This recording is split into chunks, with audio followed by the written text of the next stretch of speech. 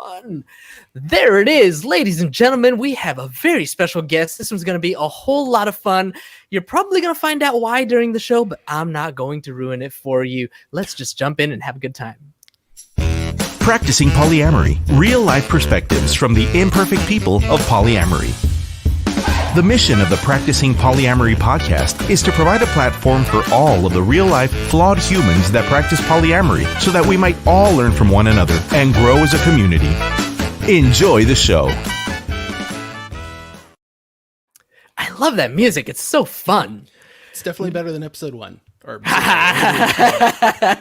Well, thank you. I appreciate it. All right, everybody, welcome to the show. Before we jump in, I just want to once again quickly ask everybody listening, watching, please head over to YouTube, search for Practicing Polyamory Podcast, and hit that subscribe button. Hit the little bell if you want to be notified when we're going live. I want to get to 100 subscribers by the end of the month so that I can create that custom URL, and I really want to do that before the end of the month, so would really appreciate that. Also, be sure to follow us on Facebook, Twitter, Instagram, Twitch, at Practicing Poly A. Follow us there, and we'd love you, appreciate you forever. Also, I want to continue to repeat this for a while. I don't know how long, but if you identify as BIPOC and or LGBTQIA plus, etc., and also polyamorous, I especially want to hear your stories. Yours are the ones that deserve to be heard, and there's just so much that we can learn from you. So if that is you, please jump on here. Would love to hear from you, would love to talk to you, would love to learn from you. All right, ladies and gentlemen, let's get on with the show. Today's special guest is a sci-fi aficionado who has been polyamorous his entire life. But like many of us, he didn't know polyamory was even an option until much later in life. Now that he's aware of the term and the ways, he's been happily practicing polyamory since he learned the term nearly 10 years ago. Our guest loves to learn, and his interests are always changing, so a conversation with him will never be boring. His current hobbies and obsessions include all things science fiction and board games, plus U.S. history and economics and how those things relate to social issues today. We know there's a lot of that stuff going around. Just a bit. I am excited to bring this special guest to the show, and today we'll get to learn how much of a difference discovering polyamory has made in his life. Joining us today from my hometown and America's finest city, San Diego. Welcome to the show, Jason Daubert.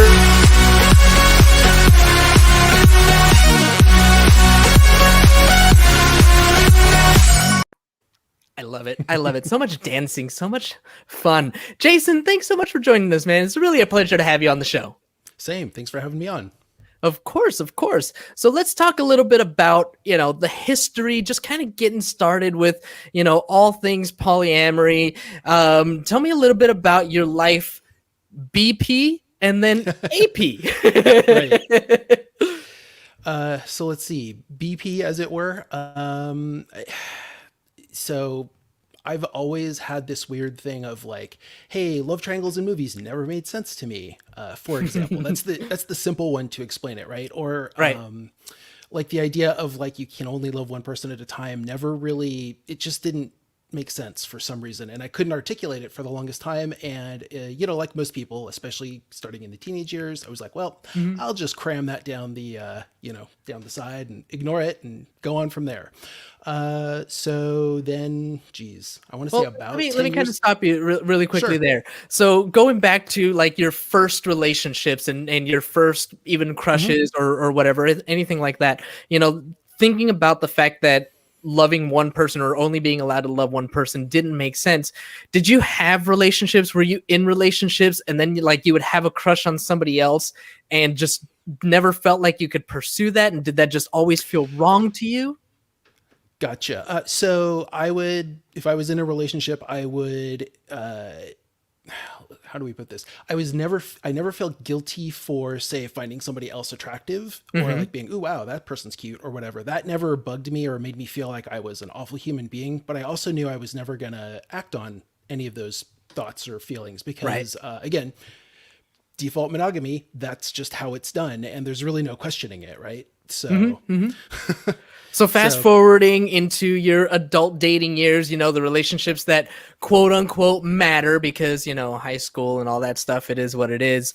Tell me a little bit about some of the growth and relationships that you had, like prior to coming to polyamory and right before you discovered? Well, as an introverted nerd, I didn't have that many actually. A few high school girlfriends, and then a few people that were interesting for one reason or another. And then I met somebody online way before it was cool, actually. Again, as a nerd, right? I grew up as the internet was being formed. Let me rephrase that. I was about my early 20s as the internet was being formed. Basically once it jumped out of colleges and like defense institutes and stuff, and in scientific places. Like as soon as it jumped from there into the mainstream, for lack of a better way of saying it, right? Basically, when we had AOL, right? Just what I was going to say. Yeah, AOL CDs were everywhere those days. So at I remember that. Online dating was basically a twinkle in everybody's eye at that point. Like, hey, could this possibly work? And I managed to actually find somebody pretty amazing, and nice. was married for 14 years. So, okay. Yeah. and so, monogamously married, did not, there was no, like, nope, exploring polyamory at that time. Nope. In fact, I didn't even find out about polyamory until, of all things, a podcast told me about a book called Sex at Dawn, which I think your previous guest mentioned. Yeah. And that was my like, oh, OMG, wait, this is actually possible? This is a thing? Yeah, what? Exactly. It's sort of like the classic trope of, it's not really, or it's hard to think about something until you have words to describe it. So I don't think it means what you think it means. Exactly. We don't know what the words are. So, how can we know what they mean? Yeah. So did you find out about polyamory while you were married or afterwards? While I was married, let's see, that was about 2 years until we separated. But to be really honest, polyamory was just like your previous guest. It was like 5th or 6th on the list, if that. For me, it was like, this would make things a lot easier for me. But like, just because it's easy for me doesn't mean that, therefore it automatically has to happen. Right. Right. And to be super blunt, my relationship skills prior to starting polyamory were not good. Ooh, okay. Yeah. This is super interesting. And that's exactly what I want to get into. Sure. You're probably going to go there right now. What are those relationship skills? Like where did you know you went wrong? And what have you learned? Well, so like everybody says communication, even in normal, quote unquote, normal relationships, right? But usually you're not taught how to communicate or, or like the way I like to think of it is, so in default monogamy world, there's lots of other defaults that are pretty unconscious, like the relationship escalator, which I'm hoping most people have heard of. The basic idea is you will, after X amount of time, that X might be different for different couples, but like after X amount of time, now it's time to become boyfriend and girlfriend. Now it's time to move in together. Now it's time to think about getting married. Oh, are we going to have kids? Although you probably decided that beforehand, but so there's like a path, right? There's like a trajectory that is kind of default, and people just sort of the white picket fence, grow old together and die hand in hand. Yeah, exactly. So, so when all of that is sort of like already decided for you, for lack of a better way of saying it, right? Like it just didn't occur to me to think about other things as far as like, oh, hey, maybe I can discuss with my wife about A, B, or C, and so, like, also, I was a pretty big nerd, and, nerds aren't the best at social skills necessarily. That has improved over time, but really that was from towards the end of my marriage, realizing it and making a concerted effort to like, okay, I need to get better at this stuff. But, like by then, right, it had been at least 10 years. And so one thing I've definitely noticed in relationships is you sort of form patterns early on. And those patterns are so hard to break later if you haven't, like if you don't put lots of time, energy, and work into them, right? Into breaking the habits. And so my ex-wife and I had just a ridiculous number of really bad habits. We didn't argue well, that kind of stuff. So she's a really good human. I, was lucky to have her in my life. I learned a lot from her, which, I'm eternally grateful for. But we just weren't a good fit is really what it boils down to. And, the non-monogamy thing was part of it, but not the only thing. Not the only thing. And like you said, it wasn't even in the top 5. It was just kind of a thing in the back of your mind, probably. It sounds like. And I mean, like, so she may have a different idea of this, right? There's always two sides to every story.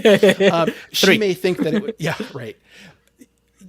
Maybe even more, right? There can be multiple truths. Well, Two there's things can be true what at the he same said, time. what she said, and what actually happened. Right. You know. Yeah, very true. But anyway. Yeah. Digress. So, oh, that's okay. Digressions are my stock and trade, man, which you probably know. But yeah.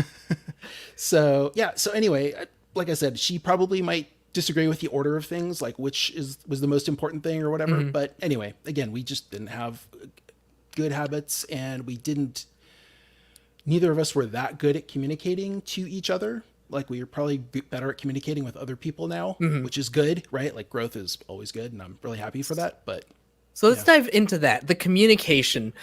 We do say that all the time. Communication, right? That's the big C's, right? The big three.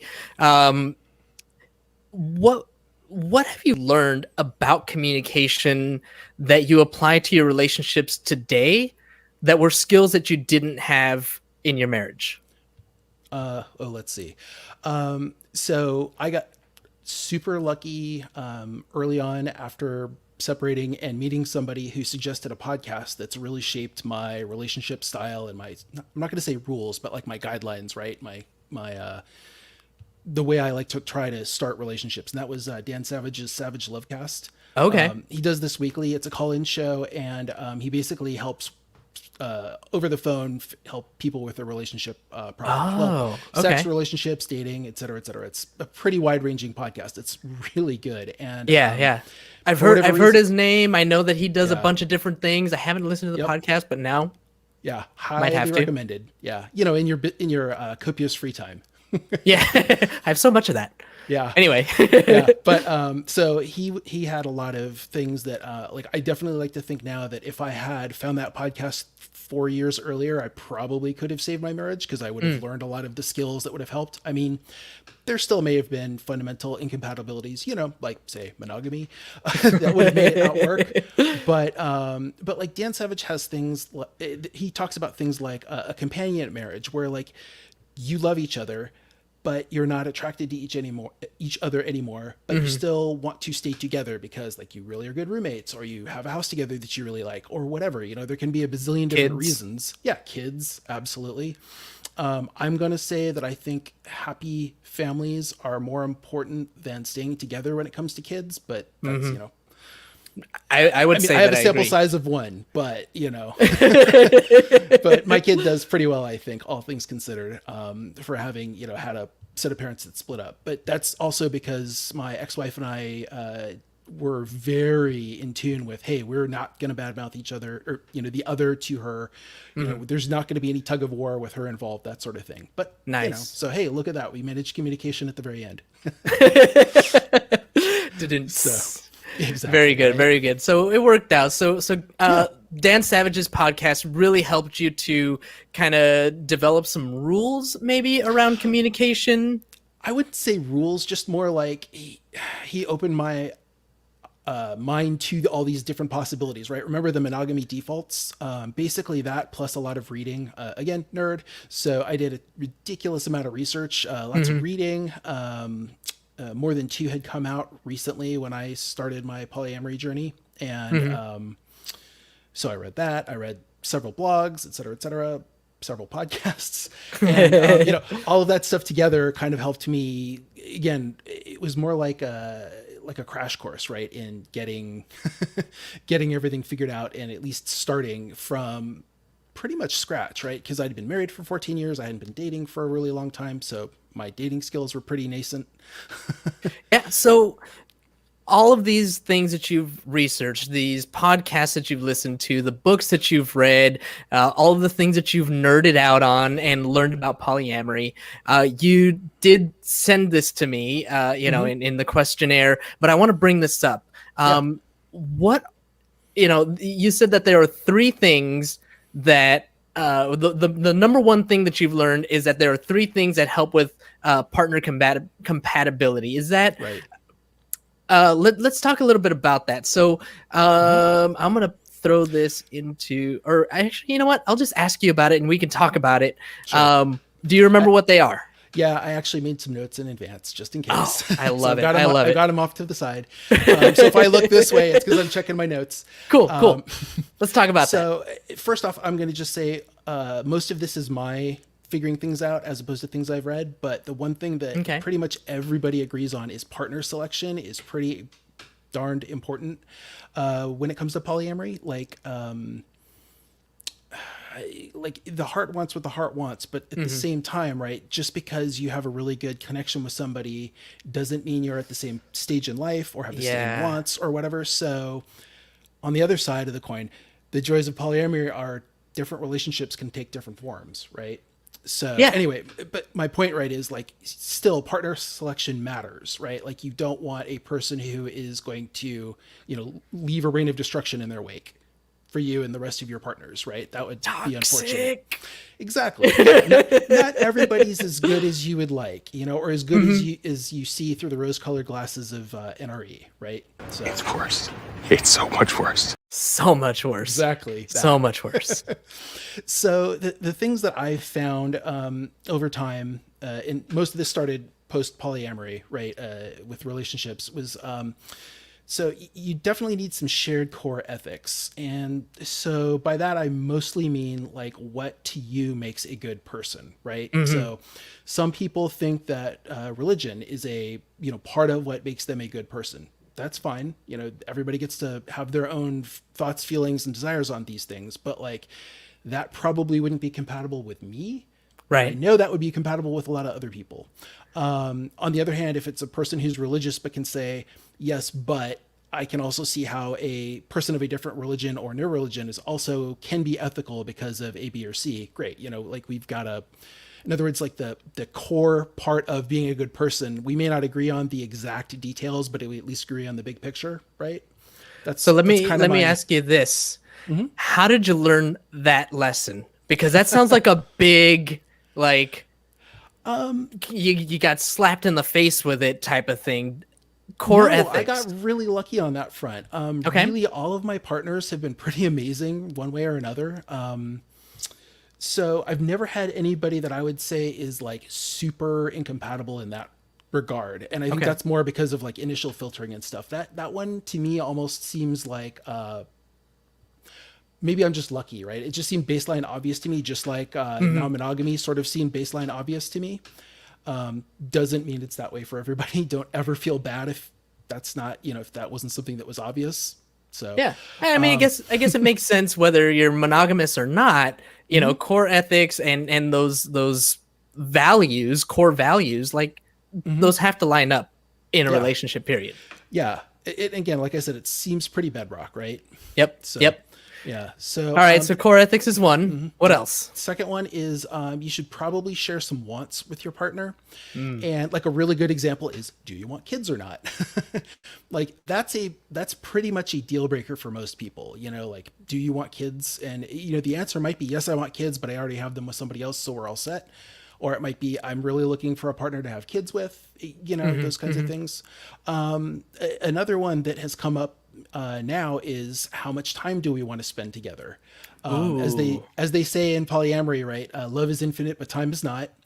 So, it's totally fine if you guys have different levels of time that you want, but it doesn't mean, how do I put this? Like, if it's a top priority for you, right? Like if your goal is to have somebody that you live with and spend the vast majority of your time together, somebody who doesn't want that probably isn't a good fit. And like you can try and make that work, but it's probably going to cause stress and trouble eventually, right? Yeah, it's just conflicting values, conflicting wants, right? It's See, like I try to distinguish, right? Values would be something like ethics. Wants is something like time spent together. I to me, but like I could also see how to somebody else that might just be such a core need that to them it's pretty bedrock. That's totally fine too. I love that. Yeah, so I will bring up our shared partner. Hint, hint. We're actually metamors. There it is. So she's the one who actually taught me this a lot. I'm a pretty introverted person by nature, but I've always generally lived with somebody until until basically I got separated. And when she and I met, she basically had to like tell me twice for it to really sink in. Like, I can't spend 24/7 with somebody. I just can't make that work. It won't work. I will eventually turn into a very not nice person, and you won't like me and I won't like me. And this just isn't, doable. Yeah, she's warned me about that too. I have yet to see. You can't handle the truth. That's probably what she's saying right now. Well, it does help that she's ridiculously nice. So I think her idea of not being nice is probably being like quiet and like maybe a stare. I'm just guessing. I don't know. But Why so serious? yeah, hopefully not that. Wow. No knives to the mouth, please. I know, right? Please no. Yeah. Anyway. So so spending the time together, Right. if it's something that just doesn't work for the partnership, then I think that's something that whether polyamorous or monogamous, or it doesn't matter, we find that partners often try to change one another. If I want someone who is going to be around all the time, live with 24/7, all this stuff, and that's not what the other person wants, my mistake would be to try to change that person's mind. And that's something it sounds like that you've learned, that it's just accept the person for who they are and for what they're able to offer. Though that does bring up point number 3. Point number 3 is point number 3 is be flexible. Nice. So, right, you've established like your core, I've got to have this, right? And you've established I would really like to have these things. But after that, try to be flexible. Like, for example, I'm going to just use our shared partner again. Our levels of preferred amount of time shared together are different, but we both work a little bit towards the middle. It's, a loving compromise, right? She tries to make sure she can make some more time for you and me, really. Even though she may not always be feeling it in the moment, but she enjoys the time when she's with us. But like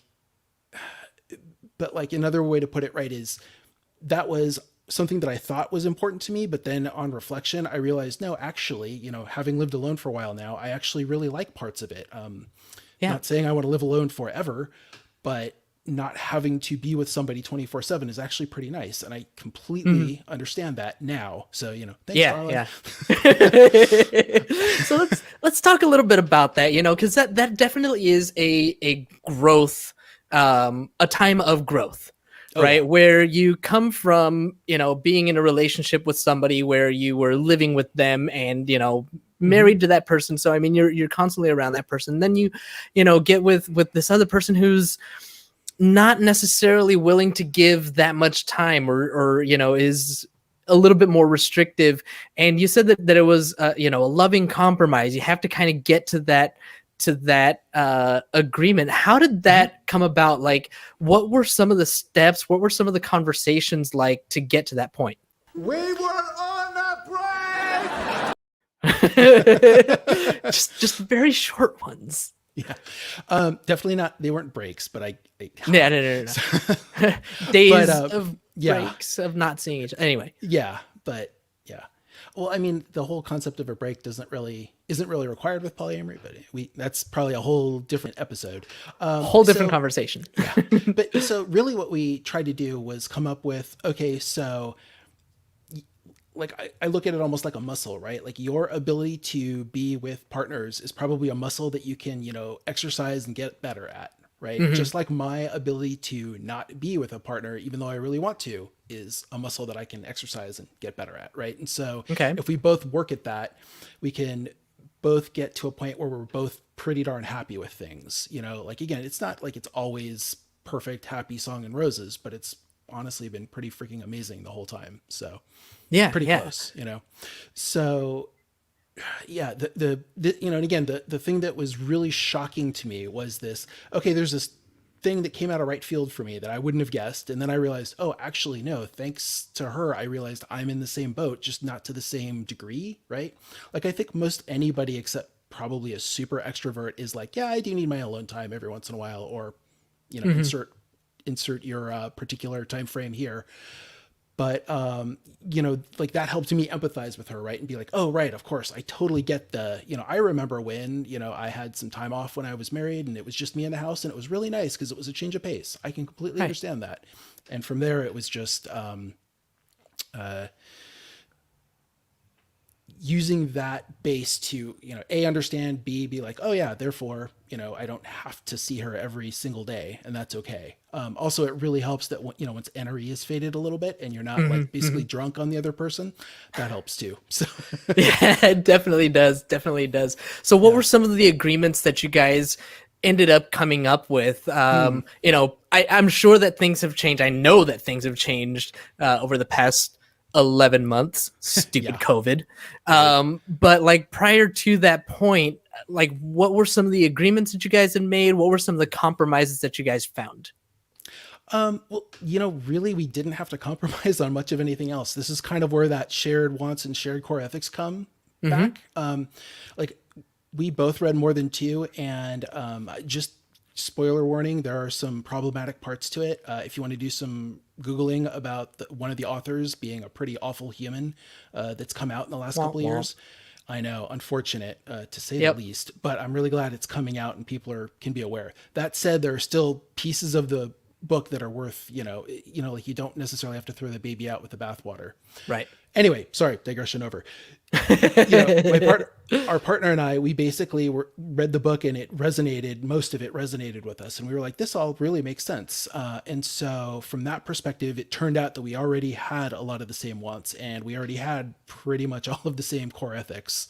Again, we may come at them from a slightly different direction here and there, but really the time difference was the one biggie that really comes to mind as like the big, oh man, this might be an issue for a while. And so that was the one place where we had to compromise. Everything else has been, frankly, shockingly easy. Like a really good example is one thing I'm definitely not a fan of, and I call this toxic monogamy, is the sort of possessive culture of monogamy, right? When people talk about, my man or my woman or, or my guy or whatever, that kind of stuff, or, or the classic things of jealousy where it's like, don't talk to other people of the opposite sex, stuff like that. Yeah. Yep. So, can't have friends of the opposite sex, all that. yeah, exactly. Those things we both agreed were pretty awful. And like another one is like, we both firmly agree that veto is a really bad idea. Not saying it can't work for other people, especially maybe starting out, but I would say probably veto is still, it's got some problems, mostly because it doesn't take the new person into consideration. Like, would you ever like? I mean, what if it was a situation where she met someone who you recognized as just toxic or abusive or whatever, and for some reason she just had those blinders on? Not that she would, but she just had the blinders on, and right. Or what if it was me? Let's make it simpler, right? Or if it was you. I met some amazing to me person, and she was like, actually A, B, and C, she's pretty awful, and I'd be, and so first off, in this case, we both know that NRE is essentially drugs, right, for your brain that like don't turn off for a while and make you more or less addicted to somebody else. Yeah, exactly. So this has not happened, so I'm guessing, but I think we would probably take whoever was concerned would take the other person aside and lovingly explain things. And we've got enough history now that I think either of us would listen to the other. So a veto isn't a requirement, but like, there's nothing wrong with saying, on the other hand, I'm really not comfortable spending any time with that other partner of yours. That's okay. But like, to me, that would be I need to at least think about, okay, why does she feel that way? Is there something I'm not seeing? Or is it, the rose colored glasses are making the red flags not look red? Right. You know what I mean? Yep. So rather than just no, you can't see this person, it's hey, here's why I'm concerned about this person. Because again, neither of us owns the other. Like, we are stronger together, but that doesn't mean that we are required to, take over the other person's life. I mean, I guess if something really bad happens, sure, that we're talking exceptional circumstances, Yeah. Injury or something. I'm sorry. I took it too far. I did. Or if somebody else did, it's just one of those things. Yeah. I think it comes down to being concerned for, you know, the other partner's safety more than anything else. Absolutely. If it's something where we are concerned for the safety of the partner or even the safety of, you know, our relationship, if there's something going on that is going to somehow bleed over into your relationship, I feel like that's definitely a conversation to have at the least. Absolutely. Yeah. And again, this is probably outside of the scope of today, but like there's a big difference between boundaries and rules. Boundaries are things that you apply to yourself, you know, and affect you. They may affect other people, but it's like, I am going to do X because of behavior Y, not, you know, you can't do behavior Y. That's essentially the simple, really quick and probably not full full explanation for the difference. But again, this is personal, you know, ethics and I don't know if I'd call it desires. This is probably one of my core ethics is the idea of a veto is a bad thing. Like if I met somebody who was amazing in all forms except that she and her partner had veto, that would probably be a deal breaker. I mean, again, I'm never going to say 100%, but you know, that's a giant, like, oh dear, kind of a thing. That's definitely a big blinking bright, you know, caution flag at least. Definitely. Cool. Yeah. Well, Jason, it has been fun chatting with you. I haven't actually had a chance to chat with you. I know, in about a year. In about a year. I know. I miss you, man. Imagine that. I know. But it's definitely been fun catching up with you, and especially here and getting a chance to, you know, kind of share a little bit of, I mean, not really our history, but you know, your history at least. We can do that another show, another time. Hey, I'll interview you one of these times. We'll get your history. That sounds good. We can totally switch roles. Thanks so much, man, for coming on, though. It's really been a pleasure, and it's been fun getting to just catch up and talk a little bit about the relationship that we share, you know? Exactly. Because this is the real life. This is the real stuff that happens. Ladies and gentlemen, we are real people, and we do have a shared partner, and we're still friends. Like, this is great. Totally. This is the cool thing, you know, that we get to enjoy, you know, in the polyam world, that I think it tends to throw a lot of people off. You know, I feel like that's, that's always one of those things like, oh, I could never share. Like, oh, well, this dude's freaking cool, so right? Whatever. Exactly. I know I got to meet another new awesome human thanks to our shared partner. Exactly. So yep. Yeah. All right. Well, I am going to cut it there. Let me just grab my notes here. Thank you to our live audience for tuning in today. As a reminder, when we're live, you get no commercial interruptions, but the same cannot be said for the podcast downloads. If you want to avoid those commercial interruptions, be sure to catch us live Monday through Wednesday, or sign up for our Patreon, where you'll not only get access to our commercial-free RSS feed, but also Patreon-only content like reaction videos and Q&A with our upcoming professional guests. Really looking forward to that. Going to have a lot of fun with therapists and accountants and lawyers and all these things that are going to be polyam-friendly. So, thanks again, everybody, for hanging out with us today. Thank you, Jason, for hanging out with us today. Don't forget to follow us on all our social media at Practicing Polya. Go to our YouTube, subscribe, and hit that little bell to be notified when we're going live. Jason, once again, thank you so much. Really appreciate you. Thank you, man. Oh, take care.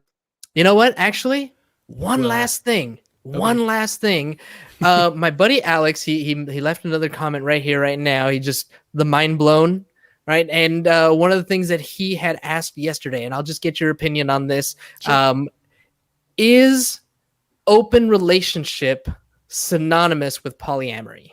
Ooh, okay. So I'm going to tell you, so some of this might be my opinion, but most of this is generally accepted. So open relationship is sort of like an umbrella term, sort of like queer is an umbrella term in the LGBTQ space, right? Like queer can encompass lots of different things. And so an open relationship could be a swinging relationship, could be a DADT, which is sort of like you just go off. Don't ask, don't tell. Right. And like maybe have encounters with people, like when you're on business trips, something like that. It could be full on polyamory. So open is generally like the umbrella term. And sometimes people might use that just because other people are like, polyamory, that's swinging, right? Or, you know, like they don't really know, or they don't, you know, or there could be, you know, you might think there's some baggage associated with that term or something like that. So perfect. Yeah. So basically, Open relationship is the umbrella, and polyamory just falls underneath that. Yep. One of the types of open relationship. Perfect. Yeah. Alex, thanks for the question. And Jason, again, thank you for your input. Thank you for hanging out with me today, man. Appreciate you. Thanks. It's great talking to you. Take care, man. All right, everybody else, have an awesome, wonderful... Have a nice day! Thank you for tuning in to the Practicing Polyamory podcast. Would you or someone in your polycule like to be a guest? Sign up at practicingpolyamory.com and join the conversation. Please support us by subscribing, liking, and following us on social media at Practicing Polya by clicking any of the affiliate links on our website or by subscribing at patreon.com/practicingpolya.